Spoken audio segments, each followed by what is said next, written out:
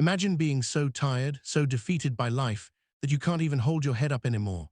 You board a flight, clutching your baby, praying no one notices your ragged clothes or the way your stomach growls from hunger. You close your eyes just for a moment, and when you wake up, you find yourself leaning on the shoulder of one of the most powerful CEOs in the country, and he's looking at you with an expression you can't quite read. That's the moment everything in her life began to change. Amira hadn't slept in 2 days. Her baby girl, Aisha, was only 9 months old and restless. Between feeding, crying, and the constant worry about tomorrow's survival, Amira's body felt like it was running on empty. She boarded the late-night flight with trembling hands, clutching her old baby bag and holding the infant close to her chest. Her ticket was the cheapest she could afford, an economy seat purchased with the last of her savings. She hadn't eaten all day, but she smiled softly at her baby, whispering, "We'll be okay, my love, Mama will figure it out." The other passengers barely noticed her, except for the occasional glance at her worn clothes and the faint smell of exhaustion that clung to her. Amira sank into her seat, whispering prayers under her breath that her baby wouldn't cry too loudly. She was embarrassed enough already. Next to her sat a man in a dark tailored suit, quietly scrolling through his tablet. His presence felt imposing, even without words. She didn't know his name, didn't care who he was. She just wanted to survive the flight without anyone making her feel smaller than she already did. As the plane took off, Amira hummed softly to calm Aisha. The baby wriggled, then finally drifted off to sleep against her mother's chest. Amira's eyelids grew heavier with every minute. She tried to stay awake, tried to keep her head straight, but exhaustion won the battle. Slowly, unknowingly, she leaned sideways until her head came to rest gently on the man's shoulder. He froze. He, the powerful CEO Daniel Hart, a man whose face appeared on magazine covers, known for his ruthless business sense and cold decisions, suddenly had a poor young mother asleep against him. For a moment, annoyance flickered across his face. He had meetings lined up, an empire to manage, and now this. But then he noticed the tiny hand of the baby resting on her mother's chest. He noticed the dark circles under Amira's eyes, the cracked lips, the way she was so thin as if she hadn't eaten in days. Something inside Daniel shifted. Instead of pulling away, he sat still. His usually restless hands went quiet. Amira slept soundly for the first time in weeks. She didn't know that the shoulder she leaned on belonged to a billionaire who had never let anyone that close in his life. When the plane landed hours later, she woke up suddenly, startled by the warmth under her cheek. Her eyes widened when she realized what had happened.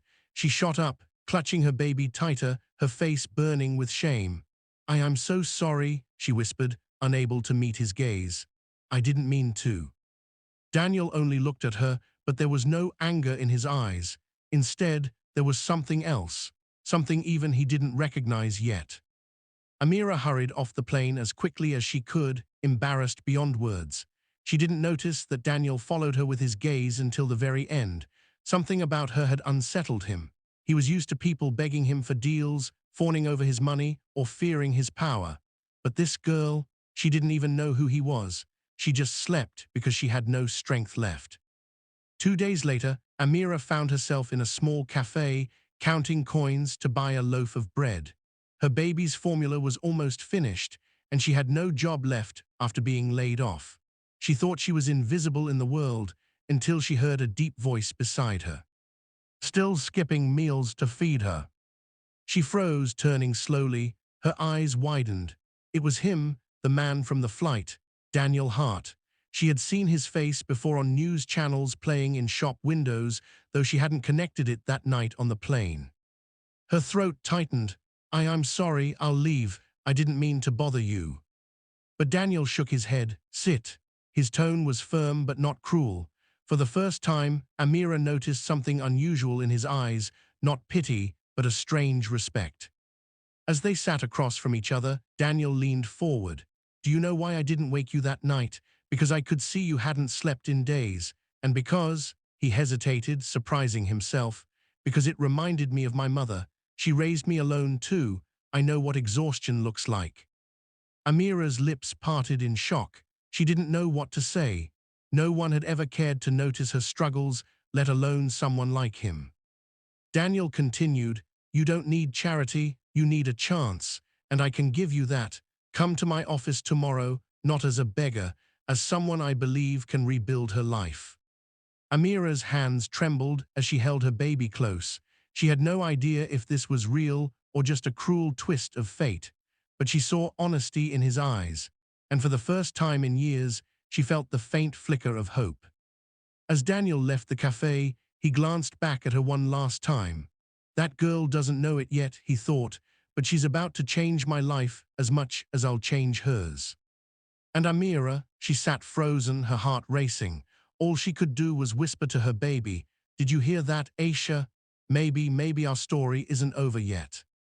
The story reminds viewers that sometimes, even in the darkest chapters of life, hope can come from the most unexpected places. A single act of kindness, or even just staying still when someone needs rest, can change a life forever.